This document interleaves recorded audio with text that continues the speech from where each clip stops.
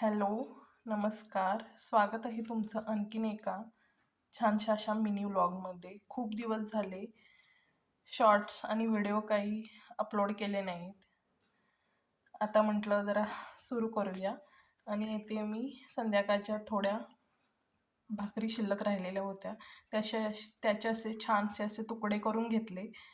तुम्हाला हा पदार्थ बघून नक्कीच माहीत झाला असणार मी काय बनवते, तरीही तुम्ही ही रेसिपी बघा आणि व्हिडिओ आवडला असेल तर व्हिडिओला नक्की लाईक करून जावा आणि व्हिडिओ शेवटपर्यंत पहा, म्हणजे तुम्हाला कळेल की ही रेसिपी काय आहे. बहुतेक जण ही बनवतच असतील, पण तरीसुद्धा म्हटलं आपण बनवते तर शेअर करूया. चला तर याला स्वच्छ असं दोन दोन वेळा पाणी टाकून धुवून घेते. इथे बघू शकताय मी पाणी टाकलंय. आता हे स्वच्छ धुवून घेते, म्हणजे फक्त यामधलं पाणी काढून घ्यायचं. हे मी स्वच्छ असं धुवून घेतलेलं आहे. आता ह्याला 5 मिनटं असंच पाणी मोरेपर्यंत ठेवायचं. तोपर्यंत मी कांदा आणि कोथिंबीर कट करून घेते. येथे मी एक कांदा कापून घेतलाय आणि खूप सारी कोथिंबीर. येथे गॅसवरती मी कढई तापत ठेवलेली आहे.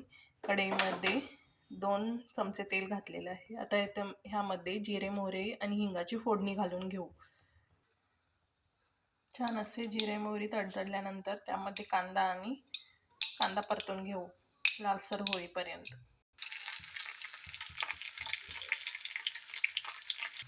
कांदा थोडासा लालसर झाला की त्यामध्ये हळद टाकू आणि थोडीशी लाल तिखट.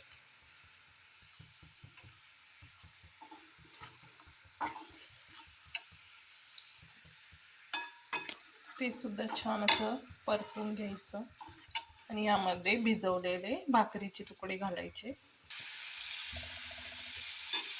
ते सुद्धा छान असे परतून घ्यायचे. आठवलं का तुम्हाला? आणि तुमच्याकडे ह्याला काय म्हणतात ह्या रेसिपीला नक्की कमेंट करून सांगा. आमच्याकडे तर या रेसिपीला भाकरीचे तुकडे म्हणतात. तुम्ही सुद्धा नक्की कमेंट करून सांगा. याचे छानसे असे परतून यावरती मीठ आणि कोथिंबीर घालून घेते.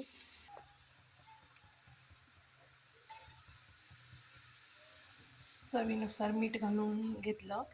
आता हे छानपैकी असं परतून घेते. तयार झाले आहेत आपले गरमागरम असे भाकरीचे तुकडे.